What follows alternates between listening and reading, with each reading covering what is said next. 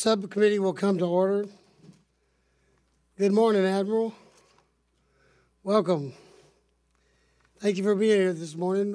Today we look forward to your perspective on the Coast Guard's priorities and requirements. The Coast Guard's mission is both wide-ranging and unique.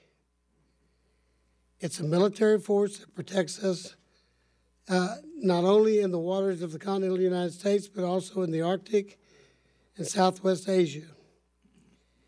It is a federal law enforcement agency fighting transnational crime here and abroad. It is a regulatory agency ensuring the safety and security of our nation's ports and waterways, facilitating over $4 trillion in trade and commerce. And it is a first responder, saving over 12,000 lives during the historic hurricane season last year.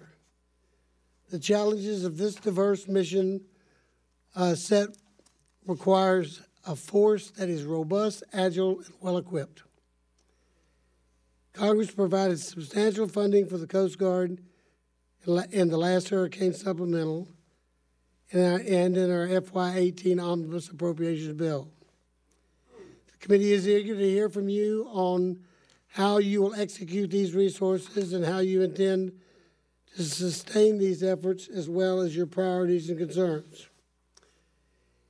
In FY18, the Coast Guard added a fifth vessel to its modernization program, the Waterways Commerce Cutter. Sustaining 5 major acquisition programs will be a challenge. I'm especially interested in hearing your plans to continue to recapitalize the Coast Guard's icebreaker fleet, the Inland Waterways Cutter, and the long-range reconnaissance aircraft. FY19 budget addresses many important Coast Guard requirements. The physical reality is that every agency must operate in a constrained resource environment, but few can match the Coast Guard's consistently excellent performance, maintaining a quality force, sustaining operations with aging assets, and recapitalizing for the future, taking care of the Coast Guard families.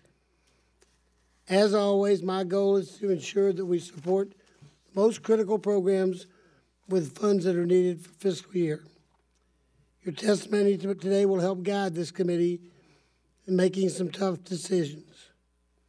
Admiral, I'm not sure everyone here is aware, but this is your last hearing before the subcommittee as Commandant of the Coast Guard. On behalf of my fellow members, I say thank you for your leadership over these past 4 years. And even more so, thank you for your 4 decades of service to our country.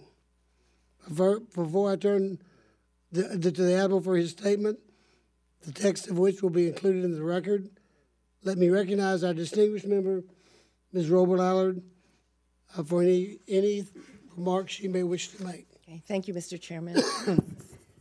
Admiral Zukunft, welcome to what will be your final hearing in front of the subcommittee as Commandant of the Coast Guard. Let me begin by thanking you for your dedication and service to the Coast Guard and to our country. I believe you are departing with a legacy of improving and strengthening our Coast Guard and leaving our nation's coasties in a better, more sturdy position to continue their mission. It would be an understatement to say that lately the Coast Guard has been busy. As a unique force with both military and civil authorities, the Coast Guard and its missions touch nearly every facet of our nation's expansive maritime domain. This also includes its role as a critical responder during natural disasters.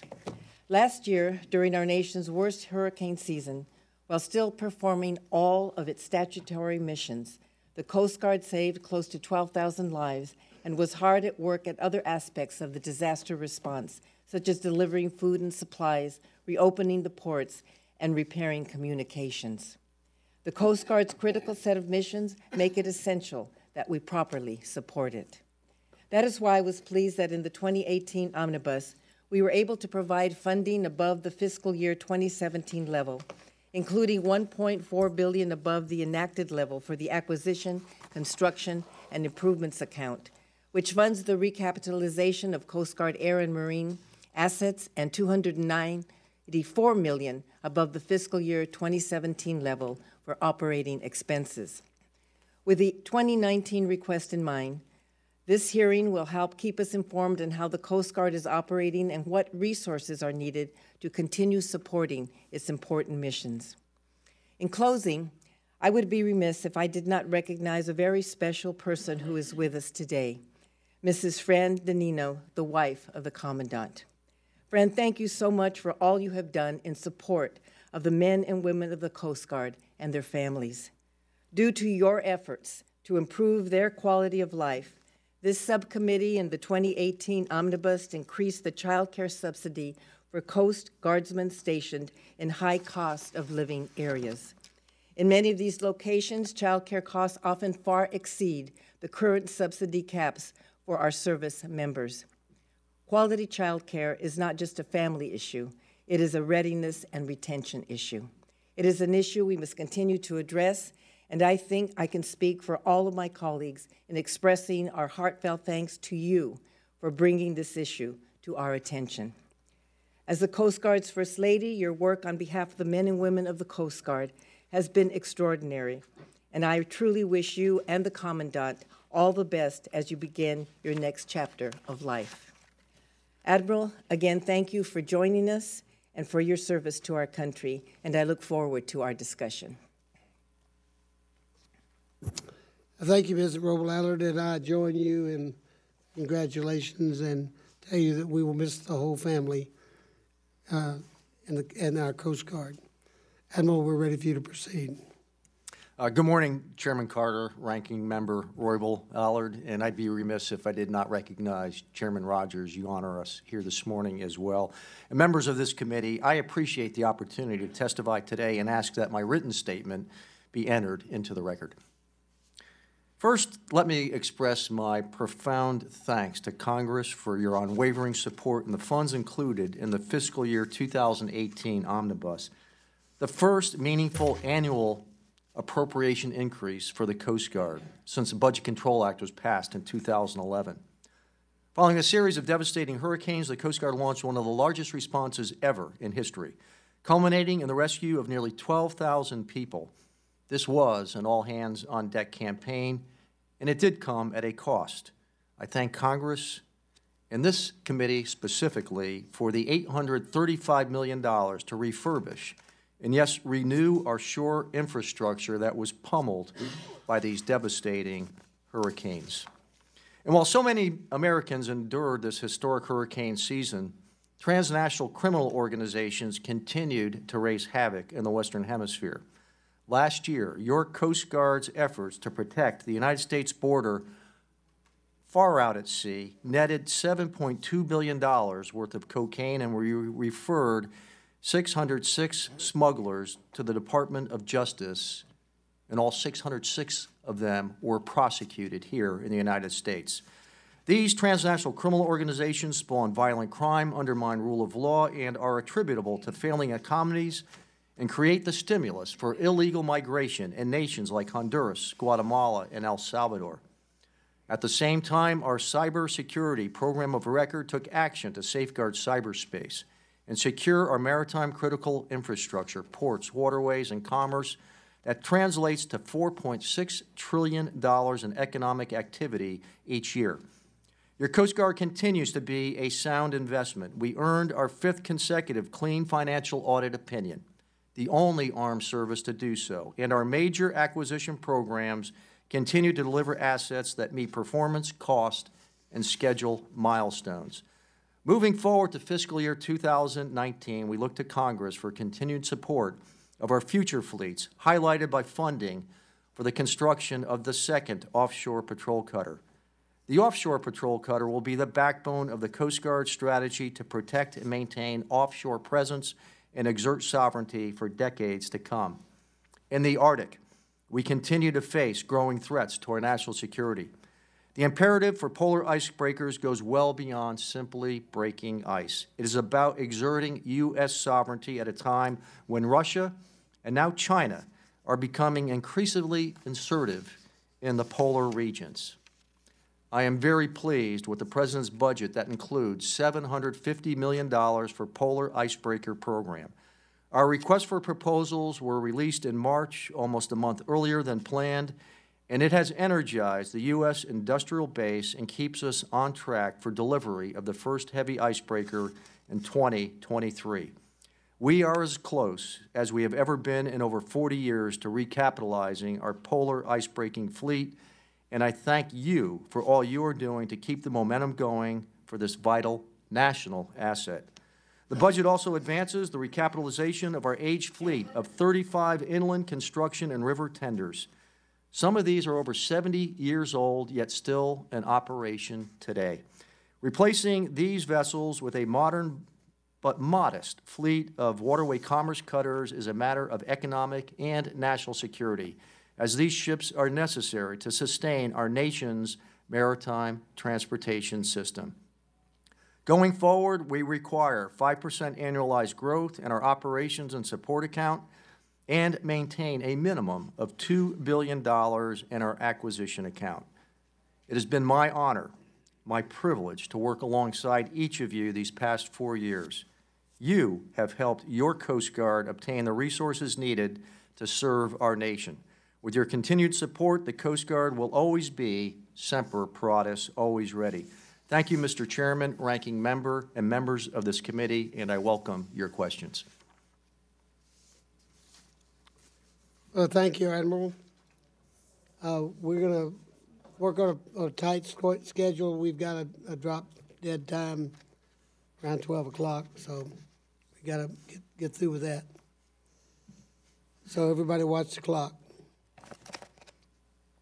Admiral, let's talk about recapitalization of the recapitalization plan.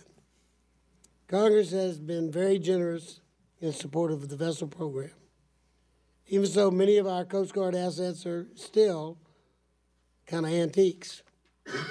I'm pleased to see that you're requesting a new effort on the issue of waterways commerce cutter. I want to talk to you about the design of this cutter and what your vision is for this cutter for the Coast Guard.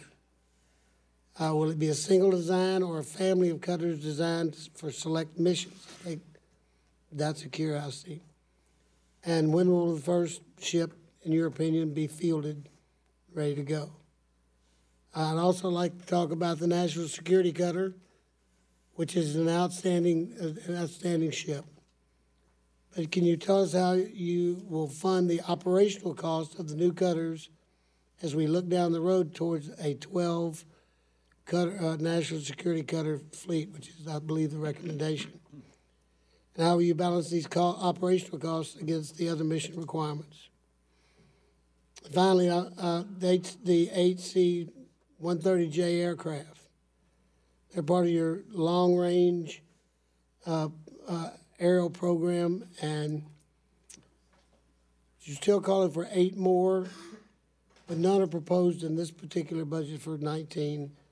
What would be the impact to your modernization plan if an additional aircraft was not included in 19? Lots of questions. I have the answers to them all. Good. So let me first talk about the waterway commerce cutter. This is a very modest platform. It plies the inland rivers of the United States, the Ohio, the Mississippi, the Missouri, and many others. And when you look at our nation from outer space, you can be envious of our natural geography. Rivers that connect to deep water ports that connect to the supply chain. And it's these cutters that enable this $4.6 trillion worth of goods. Many of the inland states don't normally equivocate themselves to the United States Coast Guard, but if a river runs through it, rest assured the Coast Guard is there as well. I've met with a number of shipyards in our inland rivers that build tugs that can be configured to be waterway commerce cutters for a very modest cost. With the appropriation we have, we're already standing up our acquisition team, looking at a parent craft that would meet the needs of all 35 of these ships. And with the funding going forward, we could actually have a ship launched within 2 years' time. And so I want to get us on this glide slope. The oldest one of these ships right now is 73 years old. can't even accommodate. Most of these ships cannot accommodate mixed-gender crews as we become a more diverse Coast Guard, and yet they are excluded from this service because they were built at a time when women were not in our service and going to sea. And so very optimistic about that. And we're looking at commercial designs that we can bring into the Coast Guard. The National Security Cutter, that was a program of record of 8. We now have 11 of these on budget. The 11th costs less than the 4th and 5th. So there are economies of scale by holding steady requirements, keeping a hot product line open. But on their maiden voyage, these ships literally pay for themselves in the value of cocaine removed in a single patrol. On a near monthly basis, we have a national security cutter pulling into San Diego, offloading $1 billion worth of cocaine, to include the people moving this. And very few of these smugglers make it to their 4th or 5th run before they're imprisoned in the United States. We're trying to deter legitimate fishermen from taking up trade in the counter-drug business and try to deter it. Can't do it alone. Today, we have an armada of Mexican and Colombia ships and aircraft now supporting us in this endeavor as well for the first time ever in history. And so you start looking at what are the out-year sustainment costs of doing this. This year is the first year since the Budget Control Act was passed when our operations and maintenance account was funded above the Budget Control Act floor by 4%. But in the previous years, it's been funded below, which adds up to a nearly $1 billion shortfall in our operations and maintenance account, which translated to a backlog of more than $1.6 billion in delayed infrastructure improvements. We kept the ships running, kept the aircraft maintained, but we had to pass the burden cost elsewhere. So we're finally above the BCA floor dating back to 2011, which is why asking for a 5% increase in our OE account that will allow us to sustain these new platforms as we bring them online. Now, finally, with the C-130J, it makes good sense to have good configuration management and not multiple aircraft types. And the C-130J is a quantum leap above the Hercules or H model that we had before. I am proud to say that even though we are operating in the most high-risk environments, over 100 helicopters flying in Hurricane Condition 1 conditions for 3 consecutive days during Hurricane Harvey, not one mishap.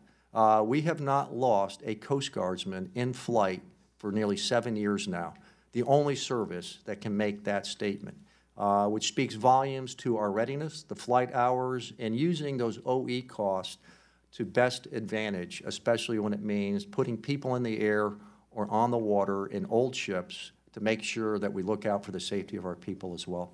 Thank you. Thank you. Ms. Roble-Allard.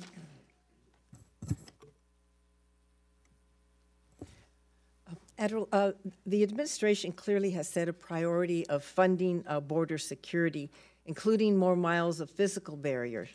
One of the concerns that I have is that that increases to these efforts at the border could possibly divert immigration from border areas to the seas.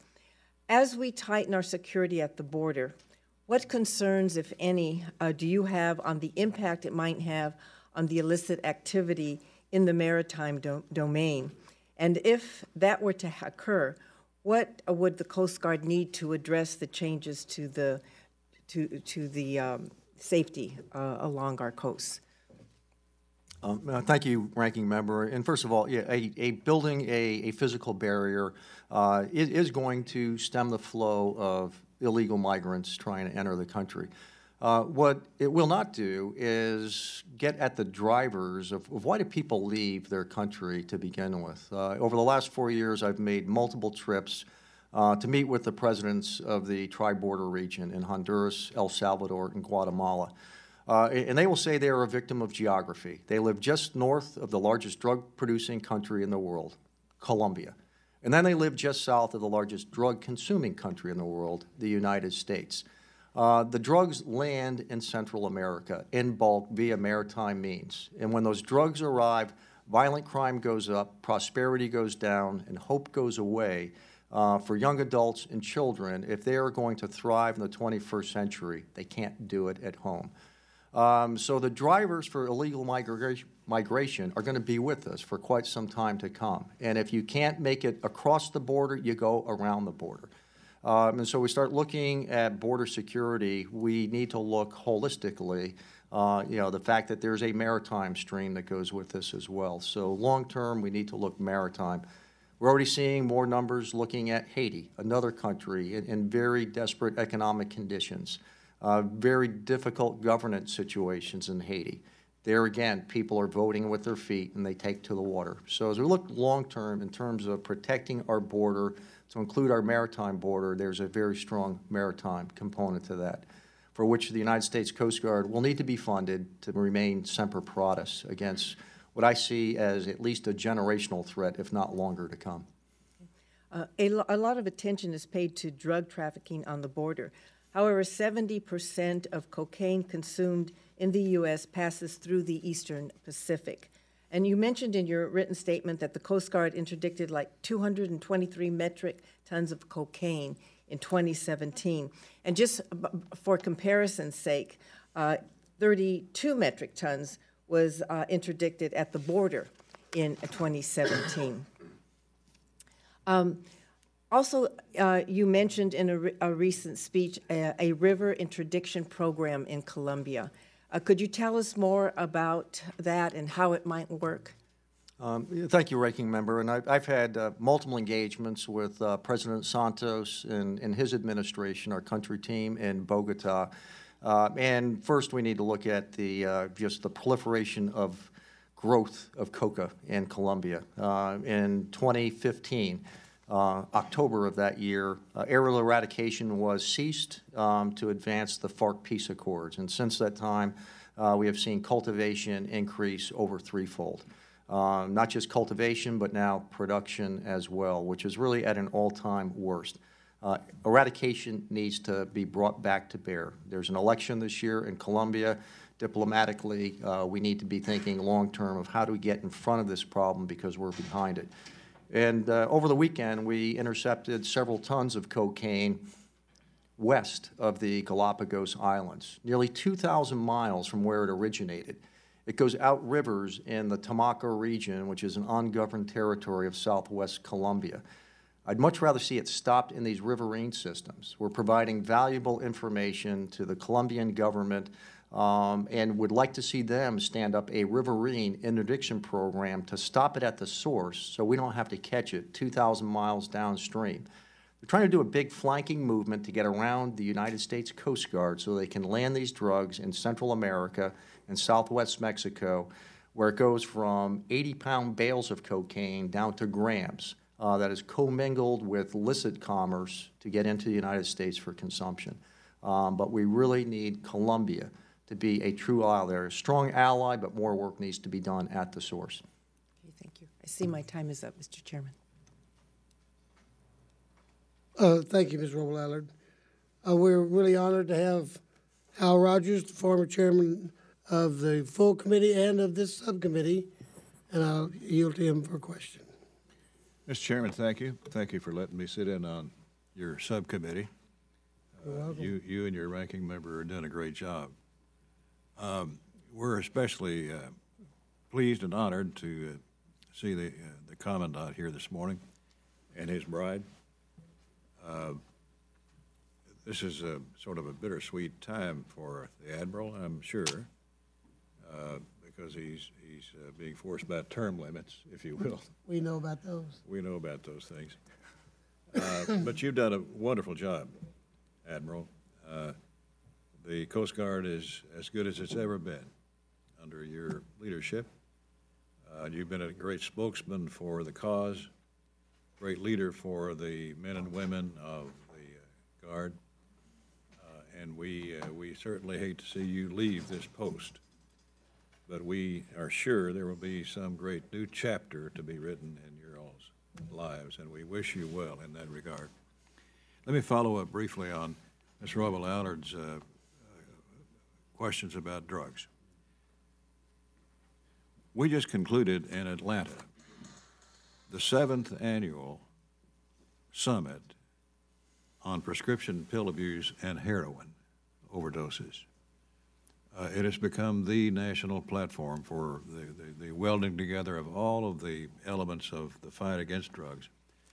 Law enforcement, education, treatment, you name it. We had the head of NIH there, CDC, DEA, FDA, Surgeon General, the White House.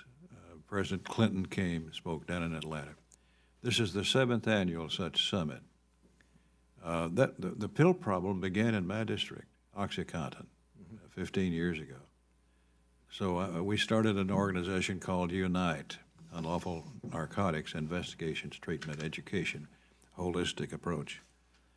That's proven so successful as a model locally. We took it national and created the summit, now the 7th year.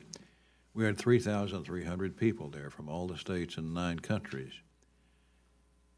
But we are continuing to see the problem grow worse. Overdoses and deaths now on the national level are approaching 60,000 a year. That translates into each of our districts an enormous number of people, more than car wrecks, more than gun accidents or gun crimes. You're the front line. Everyone says that practically all of the heroin comes through Mexico, and cocaine comes almost entirely out of Colombia. And you've increased the seizures and interdictions by a great amount. It's astounding. In 2017, you interdicted 223 metric tons of cocaine, more than $6 billion worth, 708 suspected smugglers. It's great work. And yet I'm absolutely puzzled why you're not requesting, you're requesting less money for fiscal 19 than 18. For fiscal 19, you're requesting $1.41 billion for drug interdiction. That figure is more than the 017 level, but it's actually $64 million less than the President's 018 request of $1.48 billion. Why is that? The 18 budget, there was money added to go beyond our program of record for national security cutters. So that really does account for that, what is perceived to be a reduction, yet at the same time, there's funding in the 19 budget to buy ahead on the offshore patrol cutter. Another very capable ship. It costs much less than the national security cutter.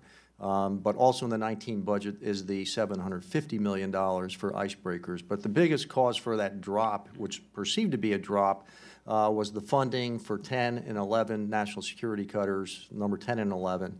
And so hence what is perceived to be a reduction, yet we still have fast response cutters, 6 of those being built, the second offshore patrol cutter. So at the end of the day, we are still making investments to get after this very persistent threat, drugs in the transit zone. Let me commend you on your comments about Colombia.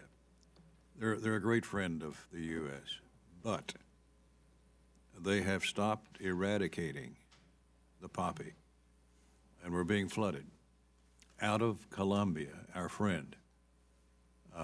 And I chair the subcommittee that funds foreign aid. And we are letting Colombia know that no longer are we willing to say we're not going to withhold your money as long as it looks like you're gonna do okay with eradication and so forth. We're saying now you got to show us proof that you're actually reducing the cocaine and heroin coming out of Colombia. It's killing our people by the tens of thousands. And it's Colombia. So I salute you for that and congratulate you on the seizures that you're making. But it's not quite enough.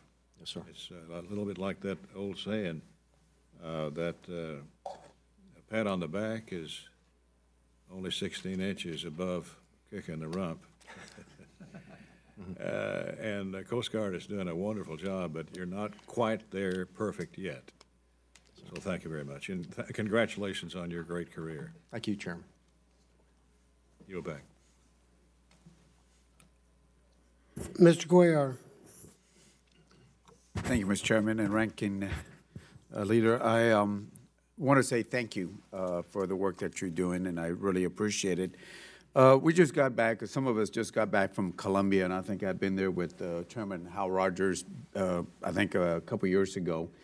And I agree with your approach because sometimes there's members of my colleagues that think that if you play defense on the 1-yard line called the U.S.-Mexico border where we spend over $18 billion, and if you have to wall construction, it's going to be billions of dollars. Using football as an analogy, I'd rather play defense on their 20-yard line instead of playing defense on a 1-yard line. But nevertheless, we got to deal with those political realities. I appreciate what you're doing. And one of the things when we were in Colombia, we were looking at the ports where the cocaine comes from. And I asked the question, well, why don't we try to stop them here before they get into the blue waters? And somebody there, one of our officials said, well, it's a lot easier to catch them where they're out there in the seas because it's a submersible here or might be a fast boat over here. But to me, I like your approach, and I wish more people would do that, is that we try to stop them there before they get into the high seas itself, because then you got to have the gray hulls. You need the Navy, the Coast Guard. It makes it difficult. So I definitely want to thank you for that approach, and I hope that you get other folks to think the way you are, doing the work at the 20-yard line. The 20-yard line also includes working with Colombia and Mexico. And my question is, again, thank you for engaging them, and if you can include some of the other Central American countries, but it's a good start with Mexico and Colombia. What else can we do to help you so we can get those other countries to do more? Because if you have one of your ships out there, but you multiply it by the number of assets that the Mexicans add or the Colombians can add, then you're talking about a multiplier effect. What else can we help you in that type of thinking that I wish more of our officials had your type of thinking? What can we do to help you? Thank you, Congressman. And I can't emphasize enough that the value of relationships, beginning with Colombia and Mexico. Colombia is besieged on their other coast with nearly a million Venezuelan migrants leaving a failed nation. So they have a number of challenges there. But they're going to need support to resume their aerial eradication program. They have a presidential election this year. The senior leaders who are now my personal friends, both in Colombia and Mexico, which also has their presidential election, we don't get a vote on how that might conclude, but we've got to have these relationships with the next administrations that come in that are all in to get after this transnational criminal threat. We have 25 aircraft supporting our operations today. 6 of those are Coast Guard. The other 19 are Mexican and Colombian helping us. There is a real value, and we're not paying for these services. So we are finally at what I would say a potential tipping point where we have 2 of our key allies, the most prosperous nations within Central America, say, hey, United States, we want to work with you. We're sharing information. We have 2 patrol boats just delivered to Costa Rica today. They want to play with us as in Costa Rica, so they're in. So we're looking at how do we work with partner nations. They're looking for United States leadership because who else is in this region is China. And we do not want to see democratically elected nations now become favored nations with China. And so I think there's a strategic risk here as well if we don't pay attention to where we can really have U.S. influence and, more importantly, the partnerships, Congressman. Yeah, and you're absolutely right. I got about 40 seconds, but you're right. I've been to Costa Rica, and China has sent a lot of their parliament members over to Costa Rica. They're in other places. They're in Colombia at some of the ports of entry. So I really appreciate it. And again, just get your type of thinking and philosophy and get other folks to understand that it's better to play defense on their 20-yard line, and it's better to get more other those neighbors that want to work with us. They want to work with us. So I certainly want to commend you on your good work and your thinking. Will the gentleman yield before he yields back? Yes, sir. Could I ask a question of the witness on your time? Yes, sir.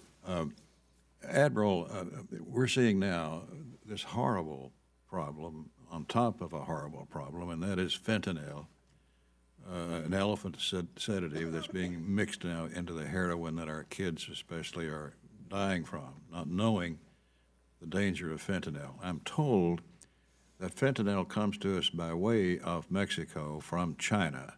Mm-hmm. Is that accurate or not? It is, and now Mexico is producing fentanyl as well. Right. Yeah. Are you seizing fentanyl? This is all moving across the land border. We see very low numbers of heroin moved across, via maritime means. But as you mentioned earlier, in 2016, 64,000 Americans died due to drug overdose. Most of this is opioids. 10,500 of those deaths were cocaine laced with fentanyl. The numbers just in from the National Institute of Health is roughly 66,000 now in 2017. So 130,000 Americans from every walk of life have died in the last 2 years, and the numbers are not getting better. You know only too well in Kentucky and in the Ohio Valley, some of these communities are grief-stricken, and we need an all-out campaign. Not just on the interdiction side, we have a behavioral health problem here in the United States as well. Addiction. Thank you.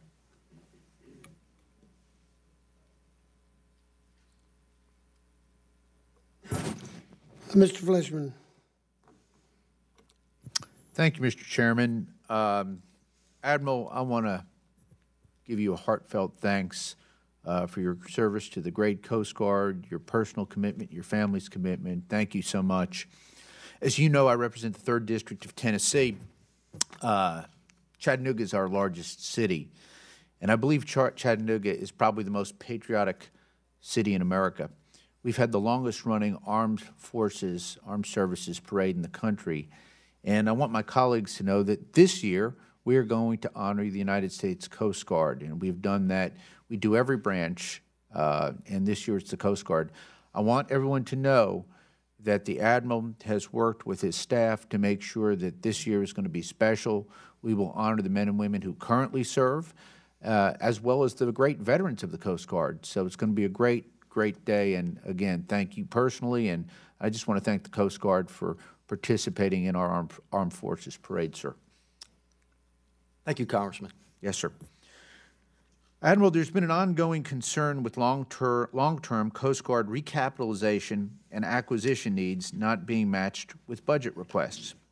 While we all know the challenges with current budgeting, I'm curious, sir, how well the fiscal 18 omnibus and fiscal 19 budget requests address long-term recapitalization efforts. Are we still facing future capability gaps at current procurement and construction levels, sir? Congressman, anyone in the Coast Guard, if they're looking at the 18 omnibus and what's teed up for 19, will say, this is not the Coast Guard that they were born into. This takes us into a whole new era. If you want to be the world's best Coast Guard, you need to be financed as the best Coast Guard. But at the same time, we want to be responsible stewards of these resources, which is why I'm especially proud of the fact that we've had 5 consecutive clean financial audit opinions. Our financial record stands on its merit. We hold steady requirements in our acquisition program, which is why we're able to deliver on schedule and on budget, new platforms that meet, and quite honestly, they exceed the requirements that we had laid into. Our fast response cutter is just one example of many.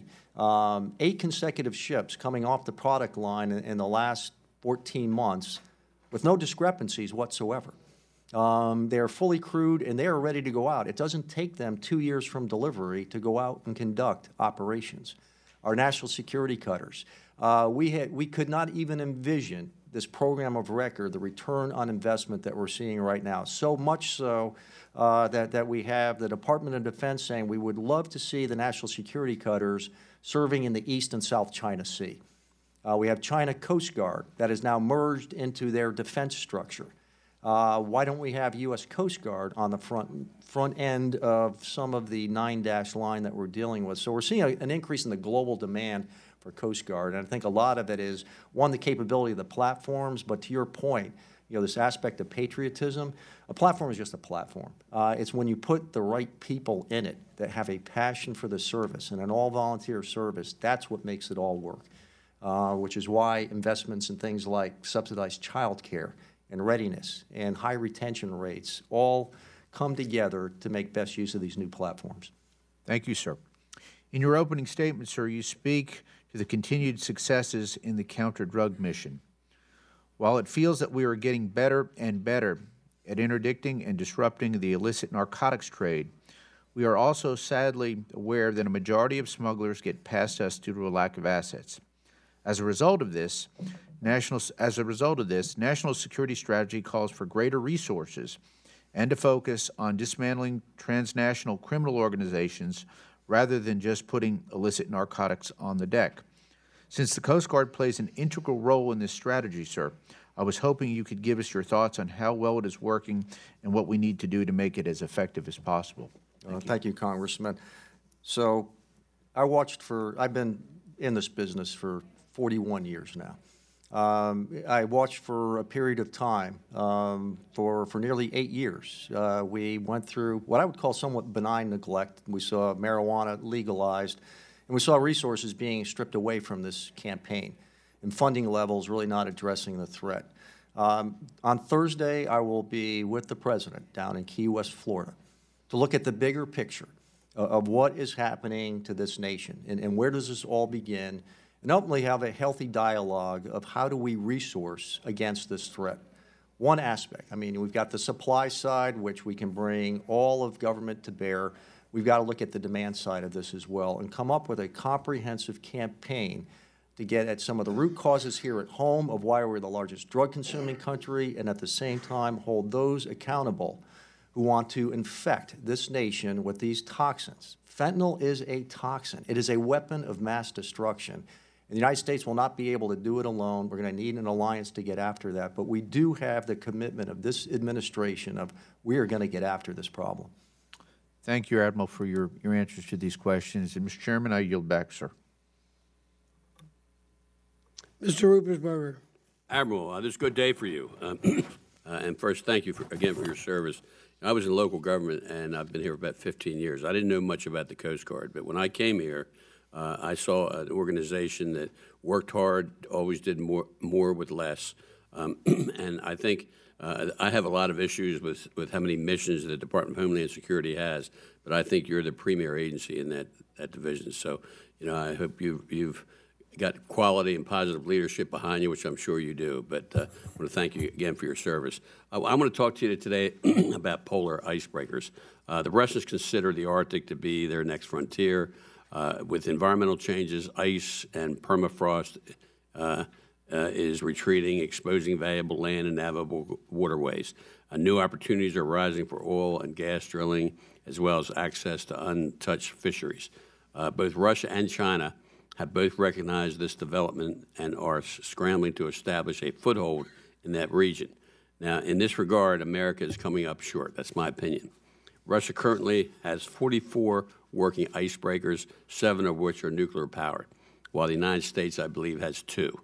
Now, the Coast Guard has stated that it needs 3 heavy and 3 medium icebreakers to counter Russia and China's influence in the Arctic. And I believe this is clearly the right move, and I know this is just a high priority for you, as it is, I think it should be for our country. Now, my questions, the first thing, what impact would an unchecked Russian-China presence in the Arctic region have on our national security and sovereignty? And I'm going to throw out the questions and then let you answer. Also, there is a moratorium on fishing and unexplored, untapped oil reserves in the Arctic outside of our exclusive economic zones. Do you feel that without the American assets in the region, we will be able to enforce international law? You said, like you said in your testimony, I think appropriating a steady supply of funding to icebreaker procurement will reduce the price tag and through the economies of scale, keep us where we need to go on this threat of Russia and China. Secondly, the Coast Guard received $300 million in a defense bill to jumpstart pre-planning for icebreaker acquisition, which was a good thing. How it was able to move from defense to you all. Now, the president's budget asked for an additional $750 million. Now, if the committee does not fully meet the $750 million request that you're asking for, and it's in the budget, what impact will it have on delivery dates for these icebreakers? Thank you, Congressman, and those are spot-on questions. You've done your homework. Your numbers are spot on. So we have 4 coasts in the United States. We have the East Coast, the West Coast, the Gulf Coast. Well, we now have a 4th coast, the Arctic coast, and we have communities up on the Arctic coast. So I don't think any of us could ever envision that we would have no mechanism to assert U.S. sovereignty off the Atlantic coast, the Pacific coast, or in the Gulf of Mexico, and that Russia can just willy-nilly, show up at our doorstep. But we would write lots of reports and say, you can't do this. We will demarsh you if you do that. So you can't exert sovereignty with paper, which is why, investing in an icebreaker is absolutely pivotal. It is really an instrument of national sovereignty. Vital resources are at stake up there. We need to look at the long game, not the short game. I mean, oil is trading at just over $65 a barrel right now, which makes it not profitable to extract the rich resources that are in our EEZ and beyond our EEZ. As Congressman Cuellar could appreciate, we have an extended continental shelf the size of the state of Texas, beyond our 200-mile limit. And a lot of the 13% of the world's oil, a third of the world's natural gas, over $1 trillion of rare earth minerals are on or below the seabed up there. Russia has claimed all the way up to the Arctic Ocean. Russia will take delivery of 2 ice-breaking corvettes, warships with cruise missiles flying off our Arctic coast. China is building another icebreaker. China routinely does scientific studies in our extended continental shelf. And then you look at, well, why don't we just claim this extended continental shelf of ours? Well, it requires ratification of the law of the sea. So we don't have the governance model in place because we have not ratified the Law of the Sea Convention. So all of those are coming together as a confluence. And then we look at fish stocks. As they migrate further north, we claim a moratorium, but if you don't have an enforcement mechanism, there again, it's paper, but you don't have the ability to back paper up with force if necessary. And then finally, when you look at the $750 million, what's at stake? This is a great risk for industry to take on because they're going to have to re-engineer their production lines to build a heavy icebreaker. They don't want to build just one icebreaker. They won't make those front-end investments if we're only committed to building one. The National Defense Authorization Act, and I'm pleased to see that we have $150 million installments in 17 and 18 from the Department of Defense. But in the National Defense Authorization Act of 2017, DOD is committed to building an icebreaker. $300 million does not buy me one icebreaker. I need the full funding. What we need to do is demonstrate to industry that we are committed. We want you to take on the risk to do the engineering work to build United States icebreakers with United States steel, with United States workers. And so what really is at stake is industry may walk away from this if they don't see a commitment from us that we are serious about making this acquisition. Just real quick, is your plan, will that balance out the issues we're dealing with Russia and China? You believe at this point? It puts us in play. We created on our watch, while I was Commandant, an Arctic Coast Guard Forum. That includes 7 other Arctic nations besides Russia. During Hurricane Harvey, we ran the largest search and rescue Arctic exercise with ships and planes ever in history, while at the same time we're doing Hurricane Harvey, while at the same time we're intercepting drugs. But we've got Norway, Sweden, Finland, the Dutch, Iceland, and others, Canada, saying, United States, we are all in. So there again, can we do it alone? No. Can we do it with others, like-minded nations? Absolutely. So we'll look at where do we leverage international partnerships as well, sir. Thank you. Good answers. Dr. Harris. Thank you very much, and congratulations, Admiral. You know, I've spent 17 years in the Naval Reserve. I can't imagine having spent 2.5 times that amount of time, but congratulations on a job well done. I also want to thank the Coast Guard. Obviously, they're very important in the 1st Congressional District of Maryland. We have the entire Atlantic coast of Maryland and a lot of the Chesapeake Bay coast. And 2 issues specifically I just want to bring to your attention. One is one that I think we're working through, which is the Coast Guard recently removed Day Beacon 10 from the Honga River. And it's because the channel was not navigable anymore, but it was also an important marker for another maritime channel or another maritime route that boaters use. And the issue is, I'm not going to ask Coast Guard to put it back in. I understand why you removed it. But I think you have to approve the county and state working together to put a different marker there.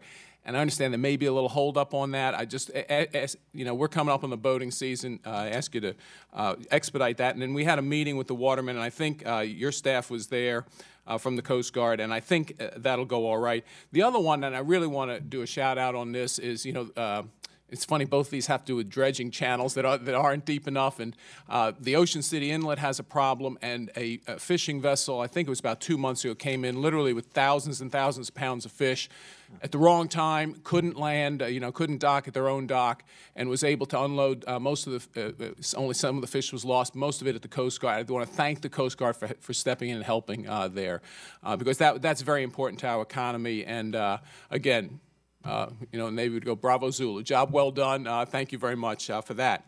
Now, the rest of my time I want to spend on an issue that is not unknown to my chairman. It's windmills off the Atlantic coast. And, you know, there's a windmill project going to be run, you know, over $1 billion project by a company in Italy that wants to build windmills off the coast, and, you know, bought the lease from the lease that BOEM issued over in Department of the Interior. And the more we investigated, the more bizarre it appears what happened over at BOEM.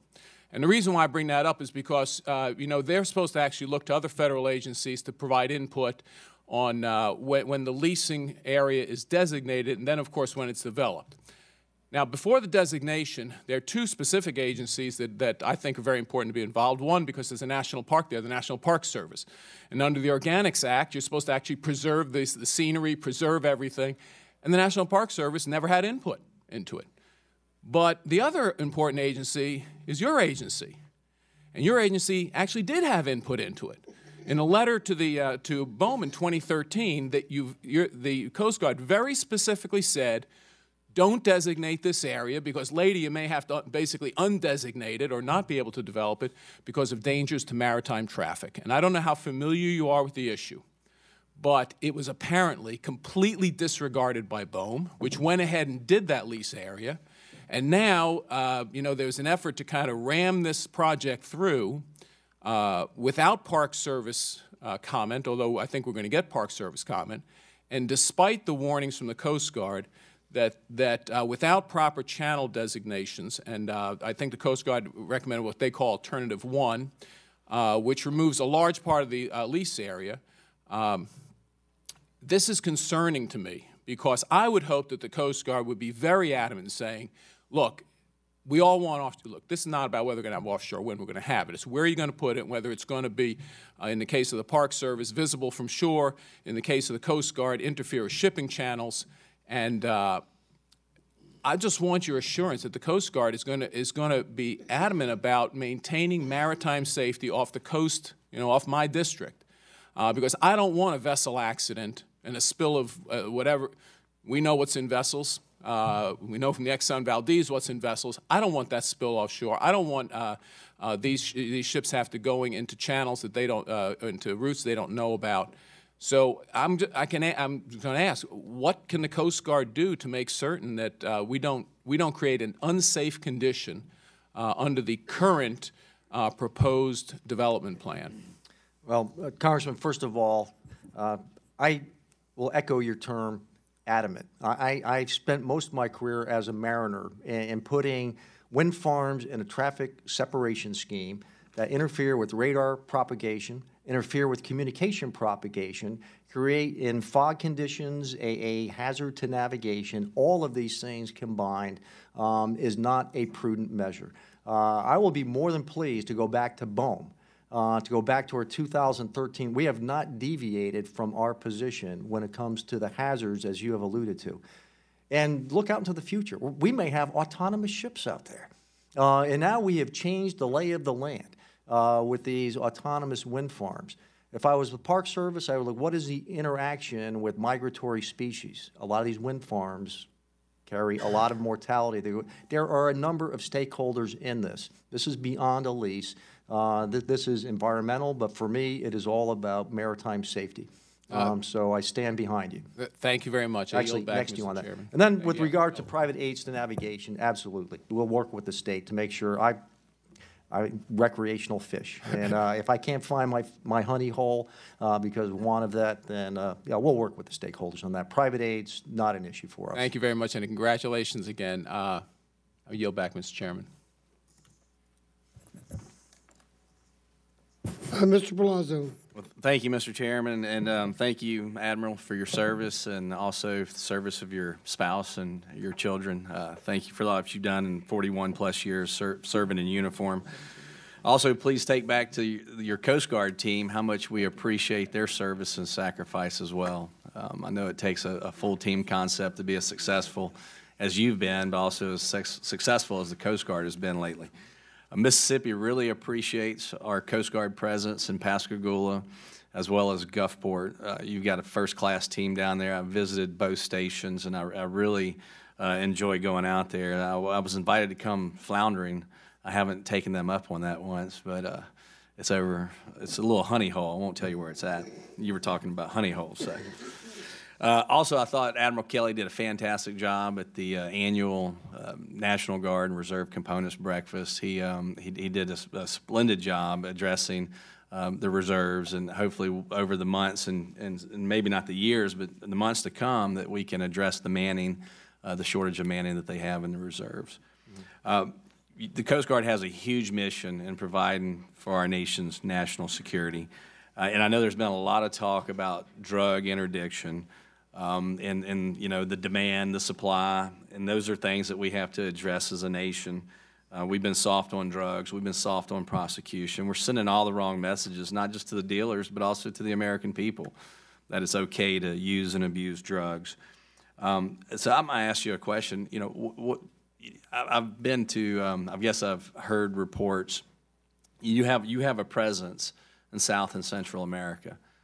Tell us what we're missing when it comes to you're seizing over half the cocaine seizures that our U.S. government seizes every year. I'm afraid we're missing a lot. And you know, can you kind of put that in perspective? Because it's finding its way into America. And what can we do? What can we as a Congress do to give you the tools to combat this more effectively?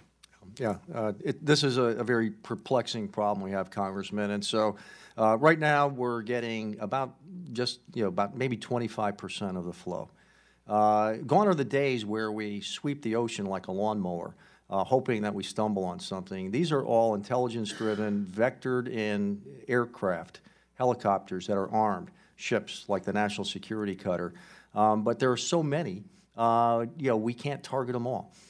We know that when we bring them into custody and we'll ask a smuggler, how many runs did you make? 4, maybe 5, and then we caught you.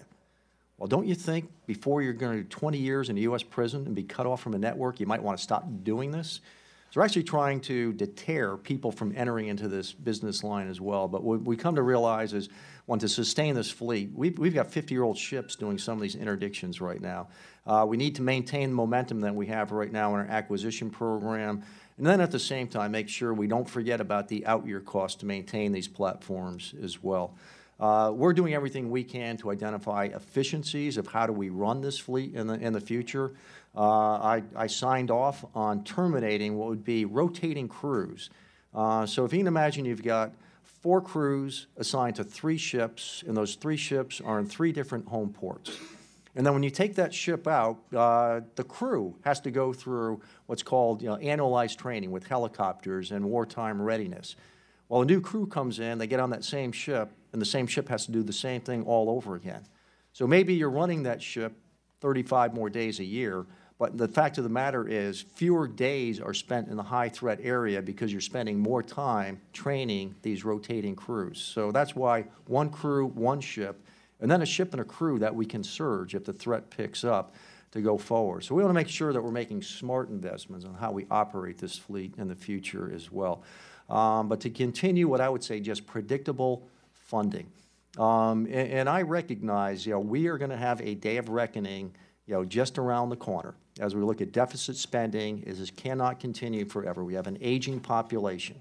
And so all of that combined, we want to make sure that we can demonstrate to you that we are a good investment with a return on investment that's valued by our nation. Well, thank you for those comments. And lastly, my question, you did such a fantastic job last year elaborating on why the Jones Act is so important to our national security and our economy. I think this panel would be welcome to your remarks again this year. Yeah. So as we all know, we have the largest trade deficit with China right now. China has the most aggressive shipbuilding program in the world right now. So if you can envision 5 years from now, a ship pulls into L.A. Long Beach. It's a Chinese flag. And then it's going to go from L.A. Long Beach to maybe Seattle. And so now we have our entire domestic maritime trade is being run by China and Chinese mariners. With the Jones Act, the maritime academies go away. The U.S. mariners go away. We have 3 Jones Act shipyards that build deep draft ships in the United States. In the 1950s, we had over 50 of them. We're now down to 3. Those go away. So we will say goodbye to the United States as a maritime nation because for cost considerations only and not for security concerns, our sea lift, our national sea lift to carry out a military campaign would be on the flag of a foreign nation that may potentially be an adversary. So I think we really need to look at this from a national security lens and also from an economic security lens, because who would fill that void if we decide, this law is now obsolete? Well said. Thank you, Admiral. I yield back. Mr. Price. Thank you, Mr. Chairman.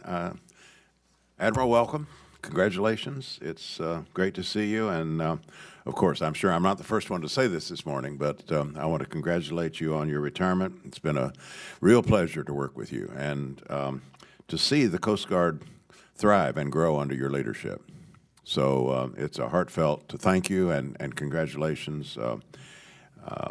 Just the tenacity and bravery that the Coast Guard once again showed during Harvey and Irma and Maria, storms that challenged us like few have. And as we've become almost accustomed to this, but we should never take it for granted, the way quick action by your organization saved thousands of lives during 3 historical natural disasters in quick succession. For that and much, much more, we thank you. Thank you, sir. Let me ask about a couple of aspects of the migrant issue, which the Coast Guard is, of course, quite directly involved in and can enlighten us on, perhaps. First, the general situation you're facing, and then a specific question about Cuban migrants. I understand the Coast Guard District 7 cutters are regularly ferrying rescued migrants and detainees to shore. I understand, of course, that this displaces other search and rescue activities as well as other interdictions. Many of the cutters aren't particularly designed for this. They're not equipped to hold large numbers of people on board during these transitions. So, first of all, how are you addressing this problem in general? What are the dimensions of the challenge? What should we know about it? How are you handling it?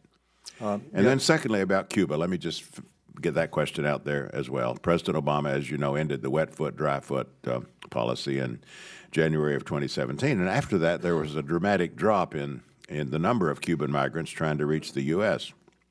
But looking at your budget in brief, it looks like the Coast Guard interdicted 2,510 undocumented migrants and had to repatriate 1,532 Cubans. That's puzzling to me anyway. Why do you believe the number of Cuban migrants has risen again? There's been no change in policy, so I'm genuinely curious as to why this might have occurred.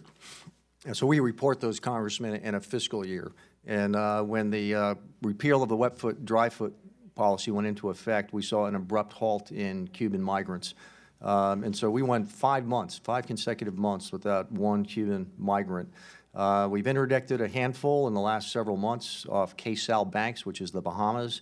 So they're looking at doing an end run to the Bahamas over to Freeport. And so now we're picking them up with a fairly sophisticated human smuggling network, leaving Freeport, Bahamas, and sprinting across the Florida Strait to land. We've seen Cuban, Venezuelan, Brazilian, Sri Lankan, Chinese. I mean, we pretty much have seen most of the United Nations in terms of illegal migrants with this very sophisticated human smuggling network, which I think drives home the point that find the path of least resistance. If there's a wall, find water. And if there's water, try to mingle in with all the other recreational boats off the Florida coast as well. So that's what we're seeing right now, which has challenged us.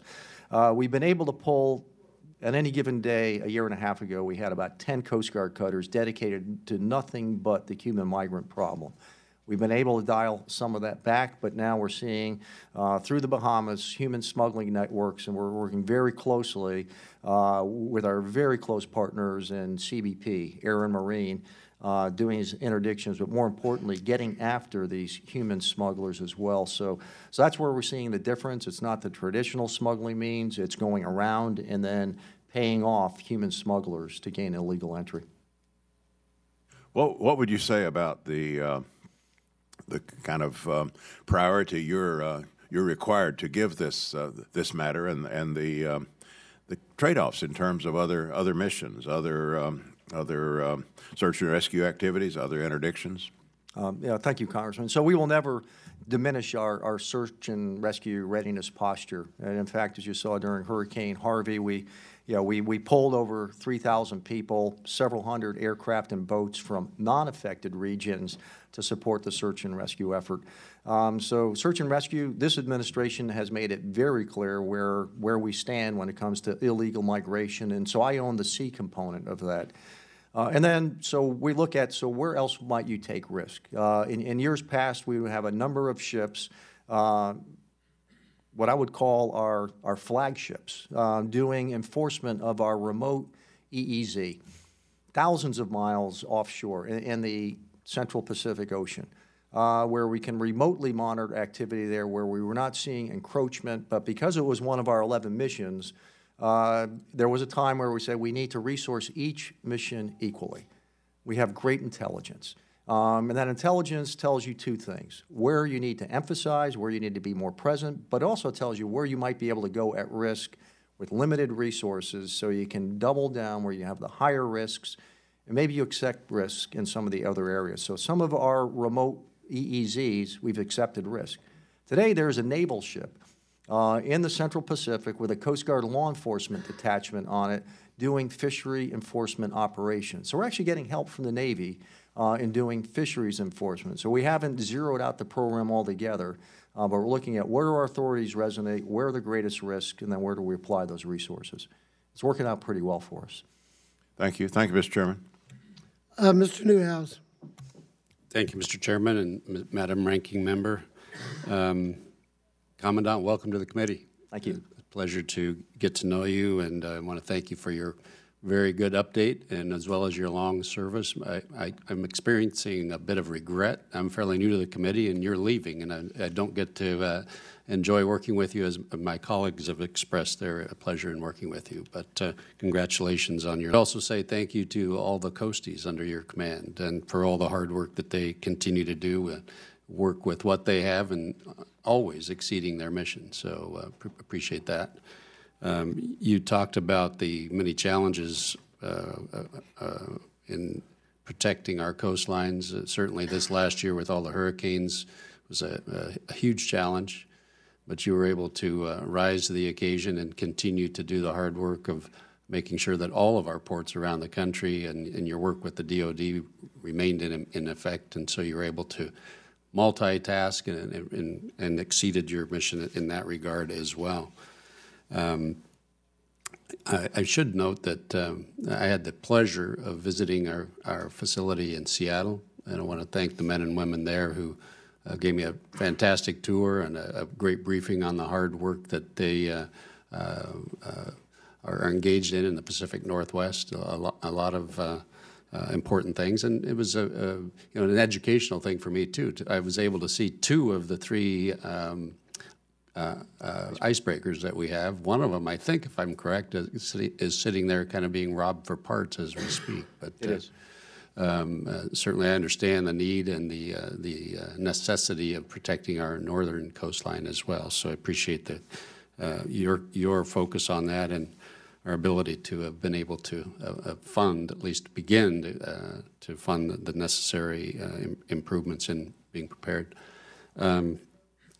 Coincidentally, I had a staff member that was able to visit your St. Elizabeth campus right after the hurricane season, and was very complimentary in the what was witnessed there and the work being done in conjunction with local authorities and others. So all around, I would say good job.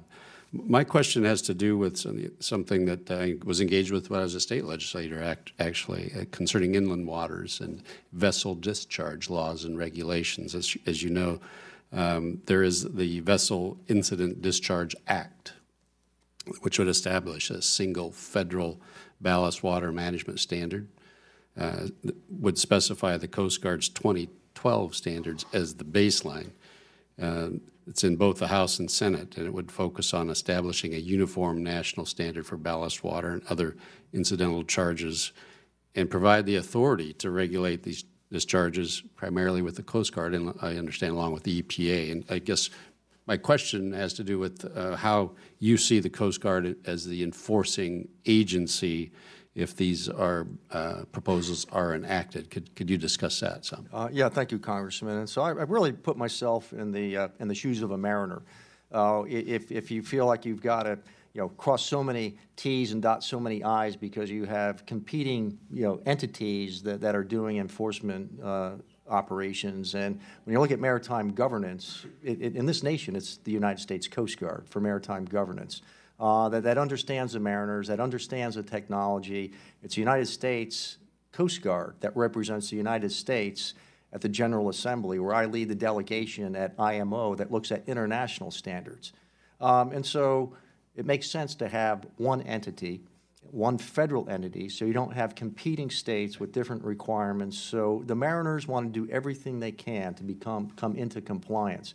But when they get conflicting signals from different entities, from different agencies, it makes their compliance all the more difficult. So big advocate that a one-stop shop, and logically it would fall on the shoulders of the United States Coast Guard. And on ballast water standards, we have set the bar higher than any other nation in the world. We now have 6 certified ballast water treatment systems that we want the global community to embrace. So when we have foreign flagships coming into ports like Seattle, where we've already seen hundreds of billions of dollars of damage each year from invasive species, we've got to stop the bleeding. Right. And so we are trying to be the model internationally. I met with the Greek ship owners yesterday that own 20% of the world's fleet. And they're looking seriously as, okay, IMO has a lower standard, but we do a lot of trade with the United States. We want to work with the Coast Guard. We want to come into compliance as well. So I think those two, whether it's ballast water treatment systems or whether it's the VITA regs, look no further than the United States Coast Guard, where we have those captain of port authorities as well throughout the United States. I appreciate that. Certainly, thank you for your support, sir. Certainly simplicity, having a single regulation to follow, I would think would aid in compliance and success in protecting our environment. So yes, sir. Yeah, I appreciate your response. Again, congratulations on your career. And Mr. Chairman, I yield back my time. Mr. Taylor. Thank you, Mr. Chairman. And Admiral, thanks for your service. We truly appreciate you and understanding who the higher ranking Admiral is. We appreciate your wife's service, and thank you for your family. As only a former service member can acknowledge. I understand. And also, we think very highly of the Coast Guard in Virginia and Virginia O2. So I think it's a huge part of our national security apparatus. So we appreciate all that you do. We appreciate all the Coasties who are under you and what they do. So please give our best to them. There was a significant amount of money, of course, in fiscal year 18 and 19 for the Coast Guard. And my question is, for the Coast Guard, as other services as well, it's a lot of money in a short time. Or is the Coast Guard using contract vehicles like OTAs and SBIRs so as to use the funds quickly and efficiently, but responsibly? Yeah. So a lot of this money is actually 5-year money. And when you start looking at our shore infrastructure, and we work with the various congressional districts, and some would really like to see, local workers, land those positions as well. So we work with minority contractors, but at the same time, we want to make sure, that we are, requirements are being met and on budget. So we are growing our acquisition staff slightly to be able to accommodate these opportunities that have now arrived on our doorstep. I have the highest confidence that we will be able to execute on time, but also execute responsibly. We look back to supplemental funding that we received after Hurricane Sandy. So we've got great corporate knowledge of when you have an infusion of money, some of it driven by a contingency, but it also has multi-year. And so what we will be doing, and what the next team coming in will be doing, is doing, looking down that 5-year timeline to make sure that we are fully obligating and expending responsibly the funding that's being allocated in the 18 omnibus that will meet our requirements. Great example was out at Great Inagua. We had a hurricane a number of years ago, leveled our hangar out there. And so we built it to Condition 3 standards. It experienced 155-knot winds during Hurricane Irma. Didn't even remove a shingle. And so the next day, we're using that facility to do rescue operations in the U.S. Virgin Islands. I just use that as one example of many, but we've seen this movie before. And we know how to be responsible stewards of the funding and also the proper contract vehicles that can make sure that it will meet our needs and, most importantly, meet them on time as well. Understood. Thank you, Admiral. Switching topics to cyber. So cyber appropriations in the fiscal year 17 and, of course, 18 as well. How are we, for the workforce, how is the Coast Guard collaborating with other agencies or services in this space so as not to be redundant? Yeah. So we're first working with within our flagship, our Department of Homeland Security. We've been able to create a cyber protection team. It's over 120 people strong. The end strength needs to be closer to 200 of that. The good news is we actually have these people on the payroll. We're creating a cyber curriculum at our Coast Guard Academy in 2019. The valedictorian, who is a Fulbright Scholar graduate last year, is off at Oxford and has every intention of making his career in cyber. The J6, who serves the chairman of the Joint Chiefs, is a Coast Guard 3-star admiral. The Coast Guard has a 1-star admiral who is the J8 at U.S. Cyber Command, and we have over 80 cyber professionals there. In a closed hearing, I could actually say what they do. Sure. But when I talk to my good friend Admiral Rogers, he mentions a first-class petty officer, an E6 by name, who was one of the rock stars over there. So that is our contribution, not just to the joint services, but across the interagency within the Department of Homeland Security. And we're doing it with a very small footprint, 120 billets right now. But we do need to grow that in a very competitive field right now, as only you can appreciate. The world, this country is not flush with a lot of cyber professionals. Demand exceeds supply. No question. And this may be more of a statement than a question because we are, of course, an open hearing. But obviously with cutters and ships, you have a tremendous amount of different vendors and different systems and coding, et cetera, and all that. I guess it could be a question, but in a general question, is that cyberspace looking at that and sort of hacking and having the ability to understand what all those various systems are with different vendors, as well as so as to have the ability to respond to a cyber attack, but also to understand their systems better. Yeah. Thank you, Congressman. So in 2015, I put out a cyber strategy. One, we operate on the Department of Defense Information Network.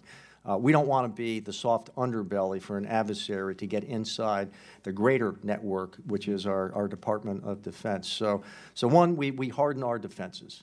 We've migrated to Windows 10. So, we are, we're standing the watch from a protective standpoint, but then how do you use cyber offensively, which gets into some of the more classified system. When you look at our national security cutter, all the platforms we're building have what I would call Navy-type, Navy-owned C4 ISR systems. So we're looking at what's in the supply chain to make sure that it doesn't have embedded malware before we plug it in, and then we're using that to interoperate with allies and, more importantly, with our great U.S. Navy. Then finally, the last piece of this, we're looking at what is the maritime industry doing. We've listened to them. We're working with the National Institute of Standards and Technology to look at what are the state of play in cyber protection today, to share that with the maritime industry. Maersk Shipping, just over nearly a year ago, was intruded with NotPetya malware, and it shut down their screens. In 5 days, they recovered, because in 5 days, they could migrate the entire enterprise to Windows 10. Through our acquisition it took us 4 years to do that in the United States Coast Guard, and probably most federal agencies. We don't have that nimbleness to move money that quickly. So we're looking at protect the Department of Defense information network on which we reside, use it offensively to go after adversaries, and then third, protect our maritime infrastructure, which is very cyber dependent, from intrusions as well, to provide them best practices. Thank you, Mr. Chairman. Thank you, Admiral. We wish you and your family all the best in the next chapter. Thank you, Congressman. We're going to go to a second round. Admiral, last year you stated that 1,100 reserve billets needed to be restored, and that active duty strength needed to be increased by 5,000 over the next 5 years. And you've talked a little bit about that today. But the Coast Guard has yet to complete the required manpower requirements analysis to determine the size of the force based on strategy analysis and risk management. Without a complete manpower analysis, how can you determine the right size of the force and the proper fleet mix of vessels and aircraft? What progress has been made in completing this analysis, and what remains to be done to achieve the force structure goals? It's now the third quarter of 18. How's the service doing in terms of hiring, recruiting, retaining both civilian and military workforce? Thank you, Mr. Chairman. So the analytical work was done, and the numbers were backed out. So we've also, in parallel, have done a force planning construct, which is internal to the Coast Guard, and it's not by coincidence. The numbers in there mirror image what was on record in terms of a 5,000 active duty. In fact, the force planning construct says 5,260 roughly. The 1,100 reservists, those were billets that were cut when we were going through those funded below the the BCA floor. So we started cutting billets, and we cut 1,100 our reservists. Those are the first people we call in time of disaster. And so we're just trying to get back to what was status quo to deal with natural disasters. And so our force planning construct, we'll work with our department. We'll work to get the numbers put back in there. But I could say with very high confidence, a 5,000 growth in active duty is valid, and restoring our 1,100 reservists is valid, and sustaining our current end strength of civilians is valid as well. We have the highest retention rate of any armed service right now. Over 90% of our first-term enlisted are re-upping.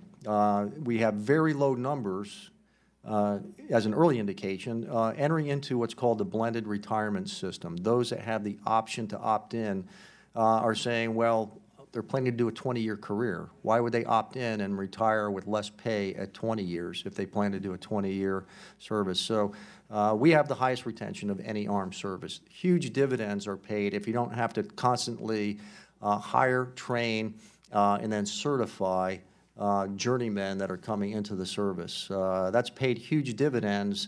We can't bank on that, but the fact of the matter is we're in a very good place right now. Numbers are valid, but we do owe you the force planning construct, which, as you can well appreciate, we need to get that blessed from other levels of government to get that on record. But everything I've seen, we are spot on when it comes to, growing the active force by 5,000, the reserves by 11.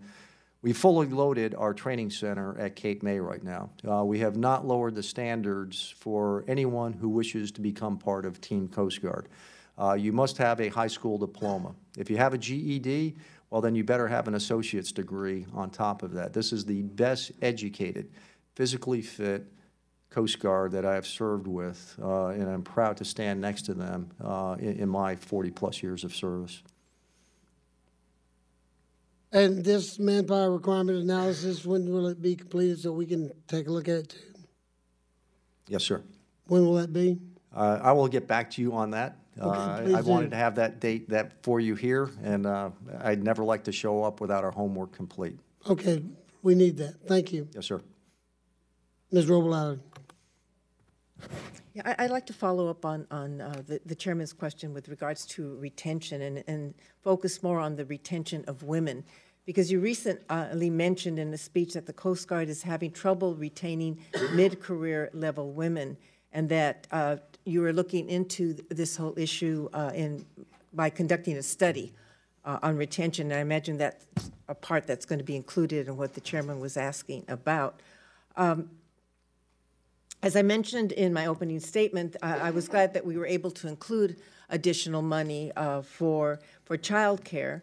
And I'm just wondering if the survey, in addition to the child care issue, if there is any indication as to what other issues are causing the women to leave the Coast Guard. And if you could tell us what the cost is, first the contributions and the cost of losing these service members, both in terms of funding and readiness.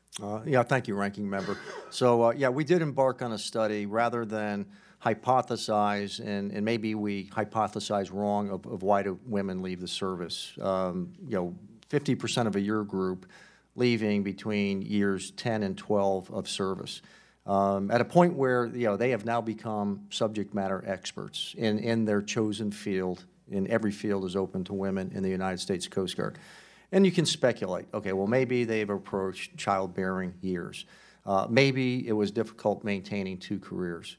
Well, maybe there's a subculture in the United States Coast Guard. I don't want to be the emperor with no clothes, that we have a subculture in the Coast Guard that does not fully embrace diversity, to include the role that women, the vital role that women serve in the United States Coast Guard today, because that is a leadership issue that a Commandant of the Coast Guard can address and can fix.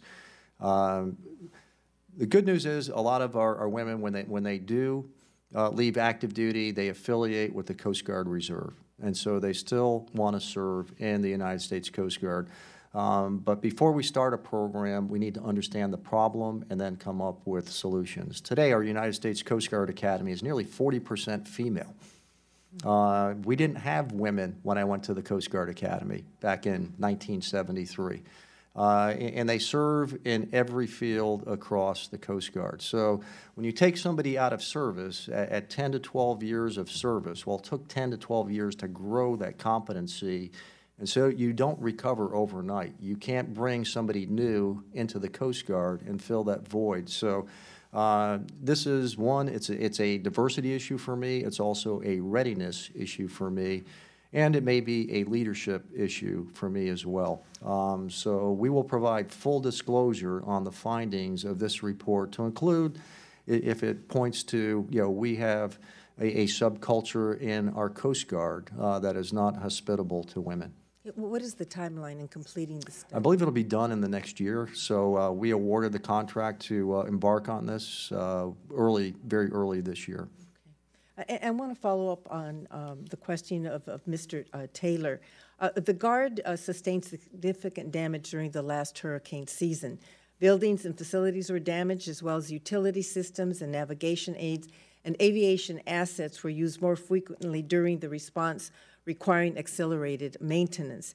And as was stated in February, Congress provided $835 million in supplemental funding to address the storm.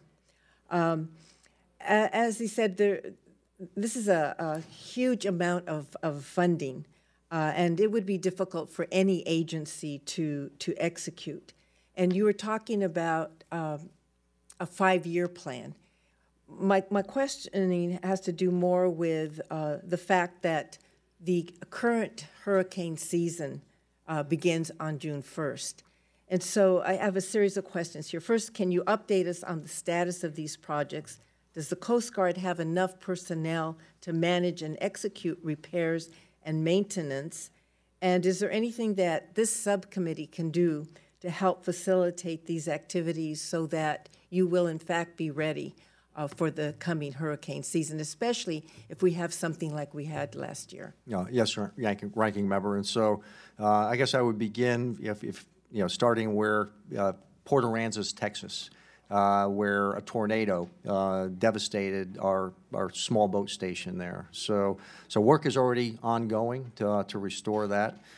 We made it through this hurricane season with a shortage of $77 million of restoration funding from Hurricane Matthew the year before. We had small boat stations along the Florida coast operating out of temporary facilities, and now those temporary facilities are gone as well. So we've been able to prioritize, where we cannot meet mission. And so those are the projects that are queued up first. Administrative buildings, yes, it does affect operations, but we have a very deliberate approach of how we're going to reconstitute those. Puerto Rico, U.S. Virgin Islands, challenge there is the workers. But again, this money for shore acquisition, construction, and infrastructure is 5-year money. So I'm not concerned about our ability to award, obligate, and expend the funding to do that, but I want to make sure we're getting the right quality of work. So the area right now that we are most vulnerable is going to be in the U.S. Virgin Islands. We did a lot of great work in building housing in Puerto Rico, so very little of our Coast Guard-owned housing faced destruction, unlike the 700 other members of the Coast Guard who went home and found out that their home had been destroyed in Florida and in Texas as well. Okay, I see my time is up. Thank you very much. Chairman Carter will return in just a moment. Admiral, on behalf of the people of Houston, I wanted to first of all express our profound gratitude for the extraordinary efforts that the Coast Guard engaged in to save lives during Hurricane Harvey. Your team was extraordinary. When the 9/11 call centers in Houston were overwhelmed, your team in Houston, the Coast Guard, quickly set up a emergency operations center, which triaged all the calls from those who were stranded by the floodwaters and dispatched boats and helicopters to rescue those who were most in need.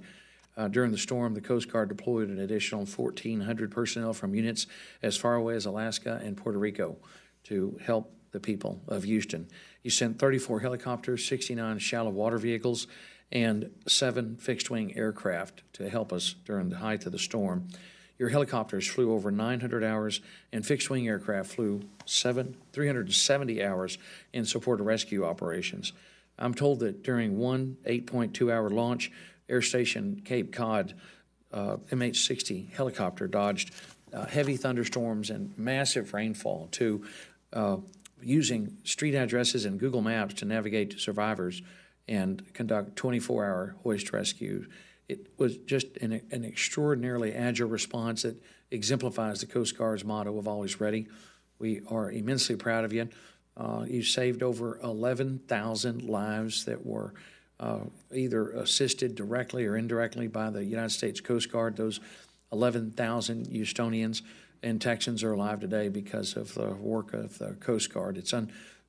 Don't know how many lives would have been lost had you not been there for us. All the people of Texas and Houston are immensely grateful to you. It's a remarkable record. We congratulate you and your team on a job well done. And we are especially grateful to the Coast Guard Sector Houston and Galveston and Air Station Houston for their role in this historic rescue effort. I wanted to ask you, what are some of the lessons that you think we've learned, and what could this subcommittee do to help the Coast Guard in the future make sure that you can respond just as effectively as you did during Harvey.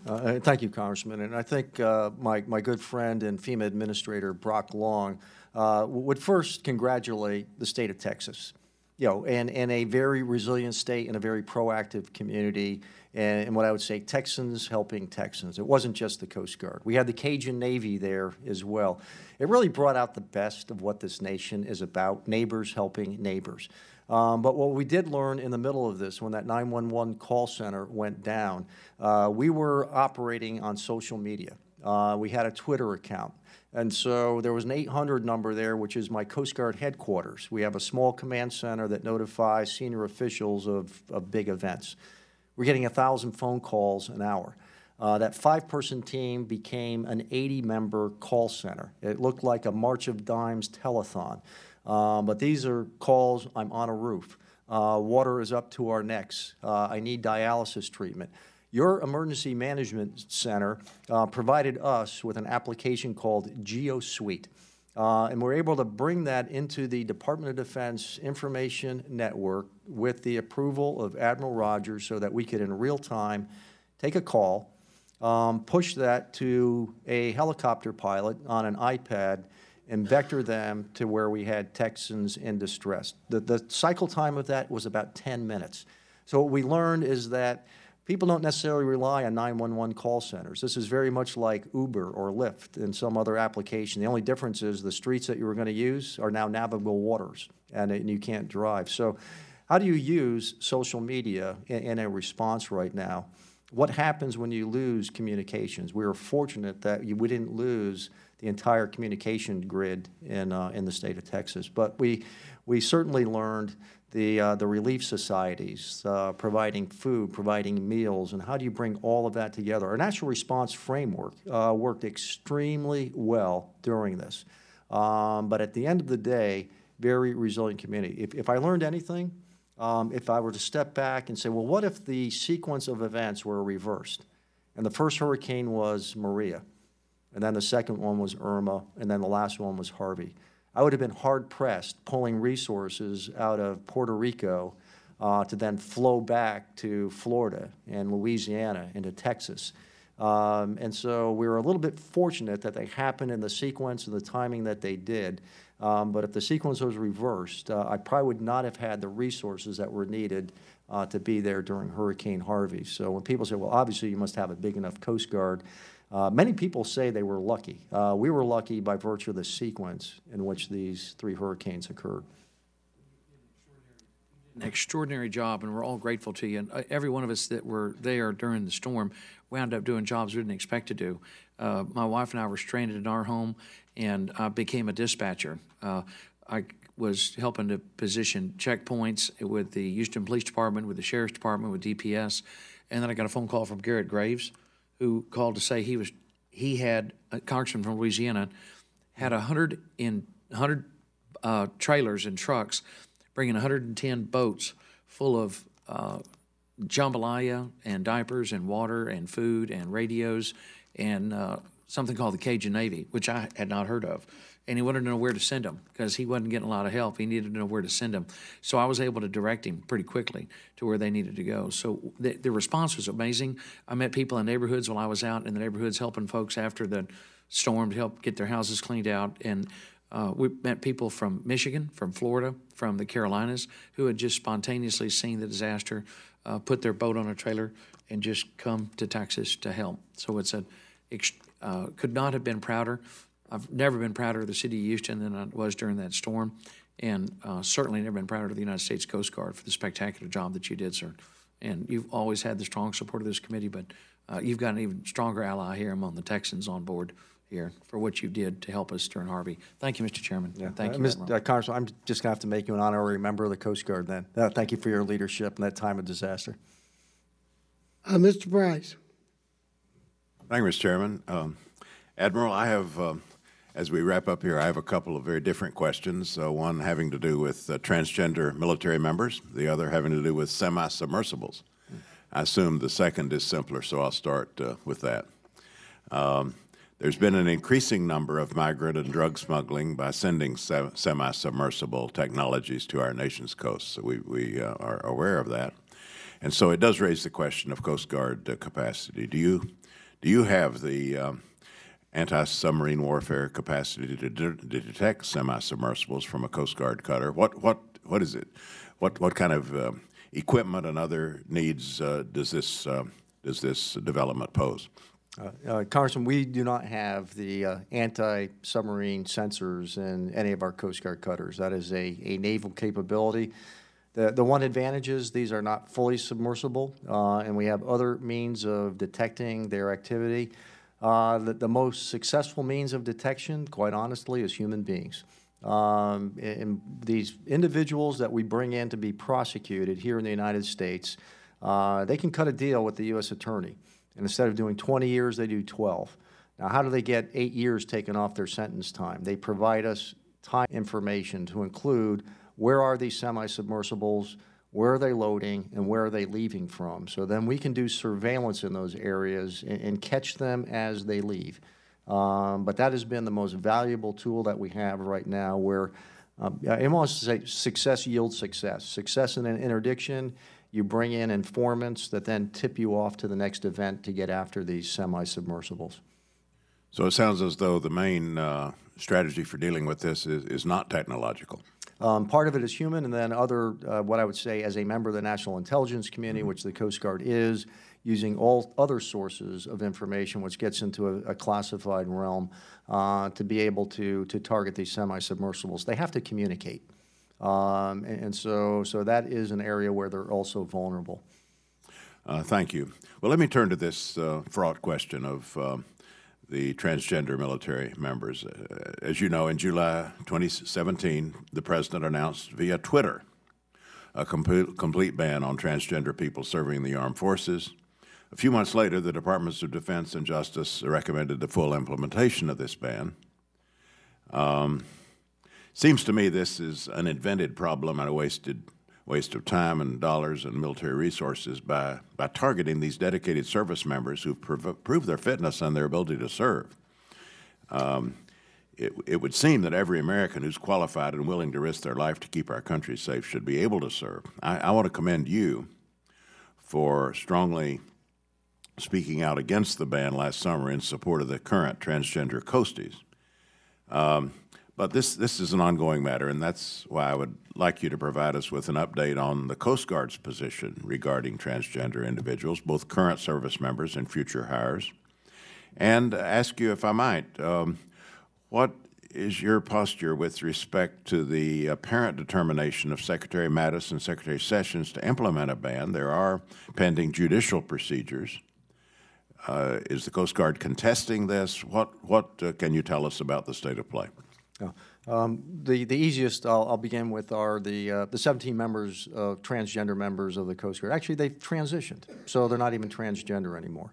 That are serving in the Coast Guard, carrying out the full scope of missions that we execute around the world today. 17 out of our more than 40,000 active duty Coast Guard. One of them happens to serve on my staff, by the way.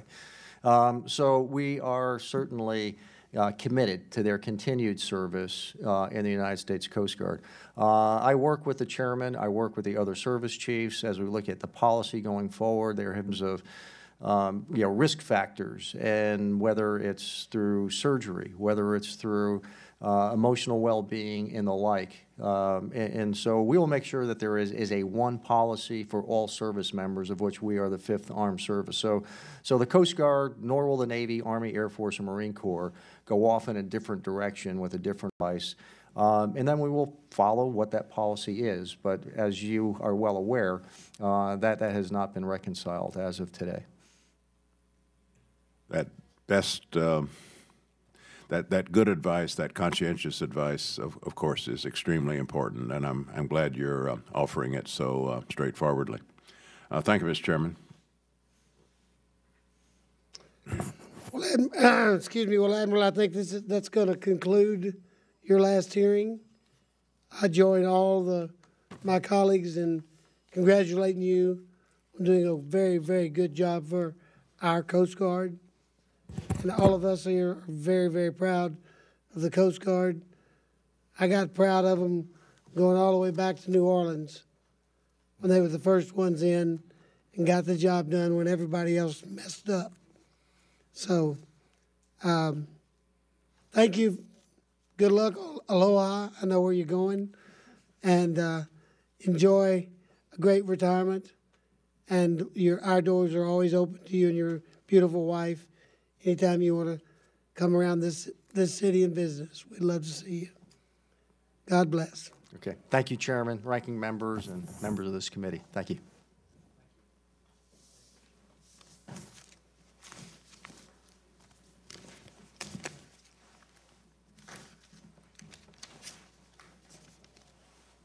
I don't know. We're going to have to do more of these. I kind of like that.